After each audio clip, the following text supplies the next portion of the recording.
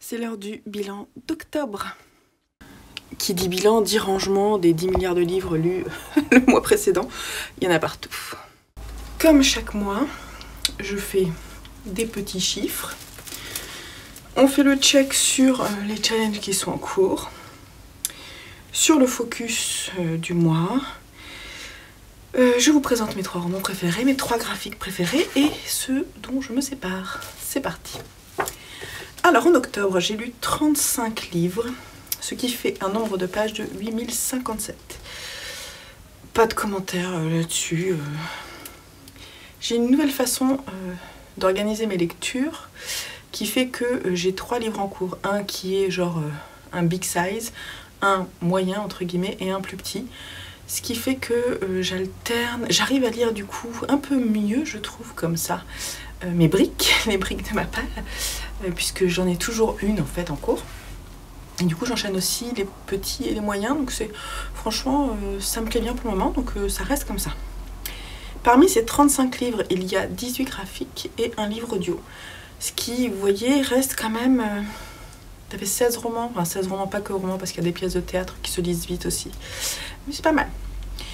Alors, pour le tour du monde, on est parti en Europe de l'Ouest. Il faut... Je crois que la vidéo n'est pas encore sortie, mais elle va sortir bientôt.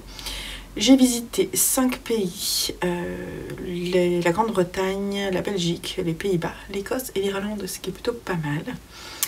J'ai lu 4 romans et j'en ai fini un tout début novembre, donc je le compte, ça fait 5 romans.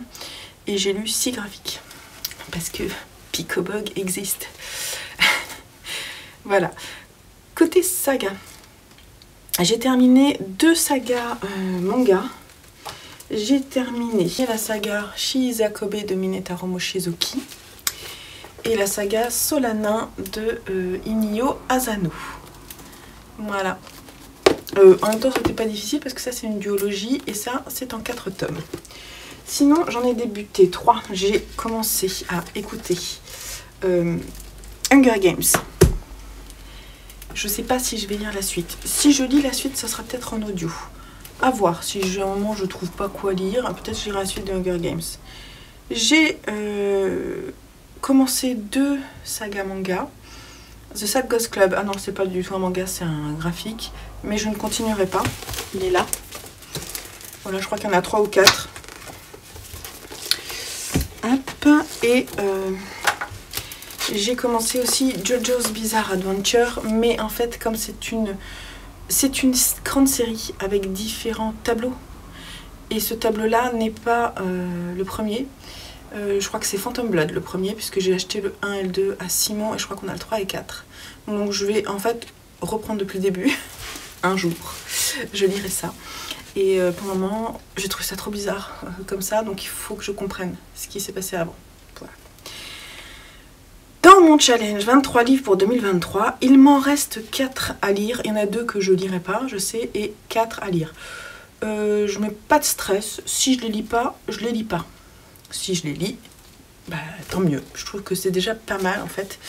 Le challenge est pas mal. Parce que novembre-décembre, j'ai pas envie de me stresser à me dire il faut absolument que tu lises ces 4 livres.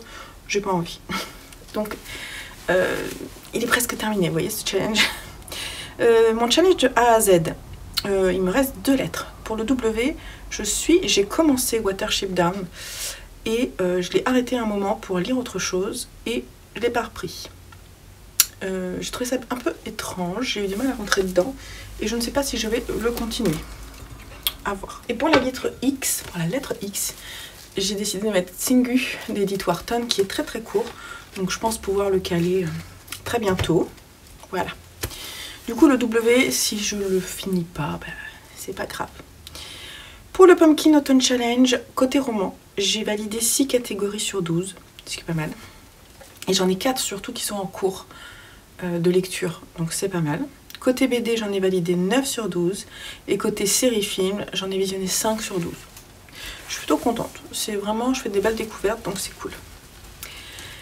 Dans mon exploration de la mythologie, c'est vraiment un focus qui m'a vraiment énormément plu. Dans ma dernière vidéo qui est sortie, je vous en ai parlé. Il y a 2 vidéos qui sont sorties sur le sujet, je vous mettrai les liens en dessous. où je vous fais le récap de ces 2 mois.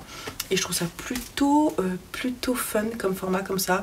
Une vidéo par mois. Je ferai pareil là pour l'exploration de l'horreur en novembre et en décembre. Donc c'est plutôt sympa. En mythologie, j'ai lu 8 romans ou pièces de théâtre et j'ai lu 2 graphiques. Donc c'est plutôt sympa et puis vraiment de très belles lectures, donc c'est cool. On va passer aux romans préférés et aux graphiques préférés. Côté roman, ce sont ces 3-là. Alors, tout en haut des favoris, il y a My Absolute Darling de Gabriel Talent, qui est vraiment talentueux. Malheureusement, pour le moment, il a écrit que celui-là. J'aimerais tellement qu'il écrive d'autres choses, de son désert, là, en Arizona, ou je sais pas où il est. Écris autre chose, s'il te plaît, parce que c'était tellement bien. C'est un livre qui m'a fait passer par énormément d'émotions, qui parle d'une relation toxique entre une jeune fille et son père. Voilà, complètement toxique, avec des abus dans tous les sens du terme. Et d'une jeune fille qui a 15 ans et qui se cherche totalement, qui est complètement perdue. Et c'est son histoire dans cette vie de famille complètement sclérosée où elle n'arrive pas à penser, elle a du mal à penser par elle-même. Il dit que quelque part c'est une façon pour elle, c'est vraiment un parcours pour sauver sa vie et sauver son âme, en fait, son esprit. Et c'est vrai que c'est ça que j'ai ressenti. Je pense que j'ai vraiment ressenti ce que l'auteur a voulu nous faire ressentir et je trouve que c'est vraiment un chef-d'œuvre. Alors l'écriture est superbe, la traduction est très bonne, on le dit jamais, mais la traduction est de Laura Deraginski. Ici, on est sur une édition France Loisirs, je dis pas de bêtises. Et c'était pas un livre facile à lire, mais je n'arrivais pas à le lâcher et c'était tellement addictif. J'ai adoré. J'ai vraiment adoré, c'est un de mes livres préférés, quoi. Ça va rester dans ma tête longtemps. Et je vous dis, Gabriel Talent, voilà, je suis complètement sous le charme de son écriture. Et puis c'est vraiment un roman claque, hein, ça vous donne vraiment... En plus, c'est vraiment à l'image d'une Amérique désespérée, quoi. Et voilà, donc ça... Et puis ça critique beaucoup de choses. Ça parle d'amour, ça parle de déviance, ça parle de relations toxiques, de découverte de son corps, de penser différemment, d'être différent, d'être accepté. Voilà, c'est superbe. Allez-y si vous ne l'avez pas lu, mais alors, par contre, il faut être bien accroché quand même. Second dans la pile, et franchement une très chouette lecture découverte dans le cadre de la mythologie, c'est Ariane de Jennifer Sent, édité chez Sabran. J'ai beaucoup aimé découvrir ce mythe que je connaissais très mal et voilà, qui tourne autour d'Ariane, de Thésée, du roi Minos en Crète et de Thésée qui souhaite devenir roi d'Athènes et qui pour cela va devoir tuer le Minotaure, aider d'Ariane et puis finalement va se débarrasser d'Ariane parce que c'est vraiment un gars complètement happé par le pouvoir. Et on va parler aussi de la relation entre les deux sœurs, entre Phèdre et Antigone. C'est un livre qui, je trouve, qui parle très bien d'aventure au féminin. Et moi j'étais complètement emballée par l'histoire, j'étais dedans, j'ai appris énormément de choses. Je trouve que c'est vraiment un récit riche en références mythologiques, c'est très bien écrit. Elle en a écrit d'autres, mais pour le moment il n'y a que celui-ci, je crois, qui est traduit. Donc j'espère que les éditions Sabran vont continuer à traduire de Jennifer Sent parce que c'était vraiment assez extraordinaire, quoi. Puis alors avec ce livre, avec ce jaspage superbe là, c'est vraiment un très beau livre. Dans tous les sens du terme. Ah, moi j'ai mis celui-là, mais en fait c'est pas celui-là que je voulais mettre. C'était le dernier. Il est où? Voilà, le dernier c'est Antigone de Jean Anouilh, une relecture, parce que j'ai pris tellement plaisir à redécouvrir la plume de Jean Anouilh qui dépasse la pièce de théâtre, qui dépasse la réécriture de la figure mythologique d'Antigone, d'Œdipe, voilà, de cette tragédie, qui dépasse tout ça pour parler de concepts philosophiques en fait, et qui vraiment m'a charmée à chaque phrase, et ça a été un vrai bonheur de lecture. J'aurais pu mettre Médée aussi, parce que j'ai vraiment beaucoup aimé la réécriture de Médée. Et la découverte du mythe de Médée aussi, parce que je connaissais mal. Et vraiment, ces deux pièces de théâtre de Jean Anouilh ont été des très belles découvertes. Et j'ai pas fini de lire Jean Anouilh. Voilà, j'adore. Côté graphique. Côté graphique, c'est un peu difficile. J'ai du mal à choisir. En fait, j'ai décidé de ne pas mettre Picobog, mais vraiment, je me suis éclatée à lire 3 volumes de Picobog pour la Belgique au mois d'octobre. C'était vraiment trop cool.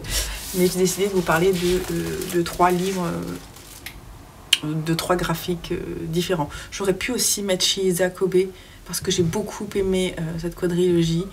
C'était vraiment très chouette. J'aime beaucoup Minetaro Mochizuki, mais ce ne sont pas mes préférés. Allez, c'est parti. Dans l'ordre de préférence.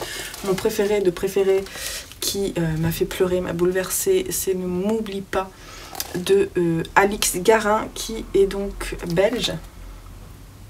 Cette BD,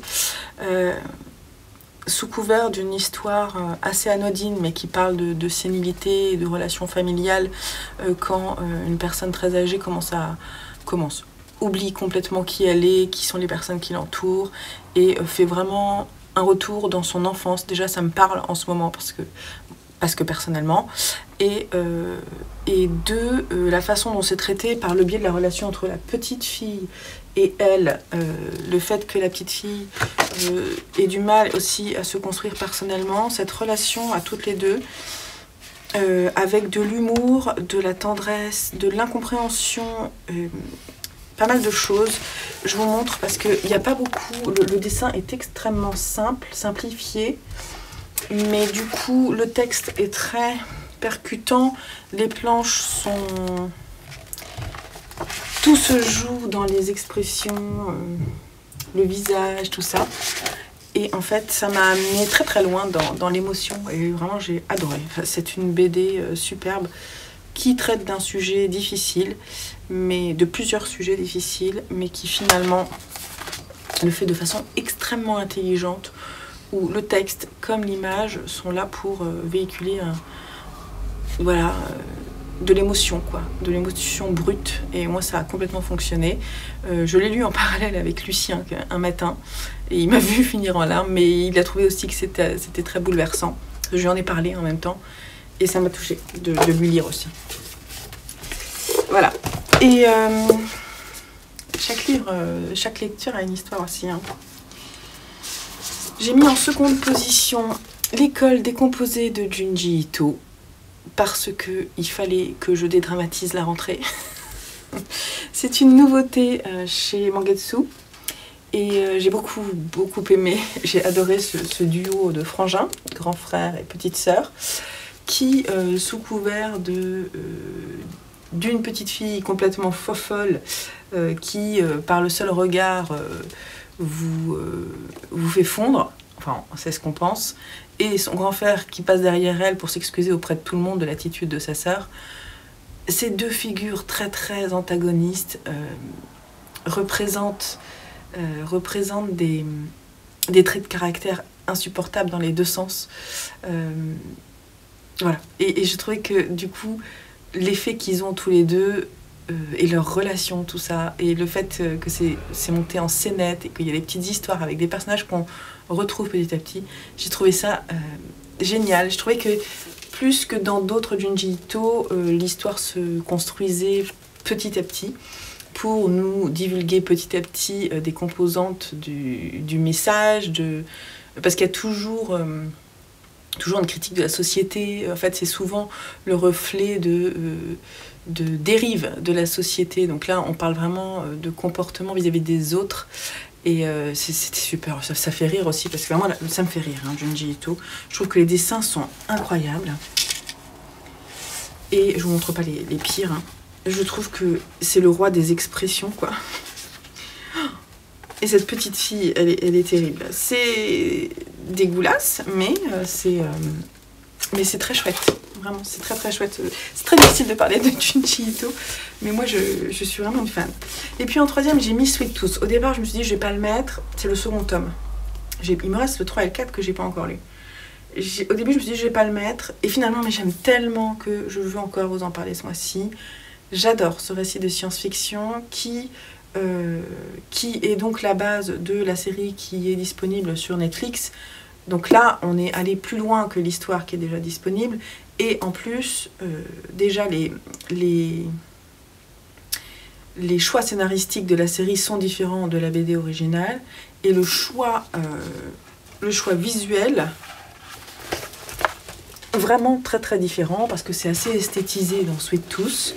Là, on est sur quelque chose de vraiment très sombre, très dark. J'adore. J'adore. Au début, je me suis dit, oh là là, ça va pas passer. Et puis finalement, je trouve ça génial. C'est vraiment, voilà, on est dans un comics. Hein. On est entre comics et BD, je trouve, parce que, je sais pas, pour moi, les comics, c'est le cas quand même. Dans les comics, on a aussi des façons différentes de présenter. On remplit toutes les pages. Enfin, je sais pas trop. Je suis pas une experte en comics, mais on parle de super-héros souvent dans les comics. Hein, c'est ce qui définit globalement le genre, enfin pas le genre, la catégorie, mais il y a aussi le traitement des planches qui est souvent déconstruit, et souvent les planches sont complètes. Pour moi, vous voyez, il n'y a pas de marge blanche, quoi. Et là, on est à la frontière en fait entre les deux, et j'aime beaucoup parce que moi le comics des fois j'ai plus de mal. Là, on est en plus sur un trait de crayon vraiment original, quoi. J'ai jamais vu ça. Le dessinateur, je vous ai pas dit, c'est aussi le scénariste, c'est Jeff Lemire. Une pépite cette BD. Voilà, on a fait le point. Je vais juste vous dire les deux dont je vais me séparer. Oula, il est là. Je vais me séparer du Chien des étoiles de Dimitri Rouchambori chez La Talente, c'est ça? Ah, je sais jamais, non, c'est le Tripode à chaque fois. Que j'ai moyennement aimé, donc je vais m'en séparer. C'est pas grave, hein, mais bon, vous aimerez peut-être, donc je vais le mettre sur Vinted. Quand je dis ça, hein, pour le moment c'est pas mis, donc suivez mes vlogs, parce que là je vous dirai quand est-ce que c'est disponible, ou mes vidéos, parce que je vous dirai quand ils sont disponibles. Ça fait un moment que j'ai pas mis de nouveautés. Et je vais me séparer aussi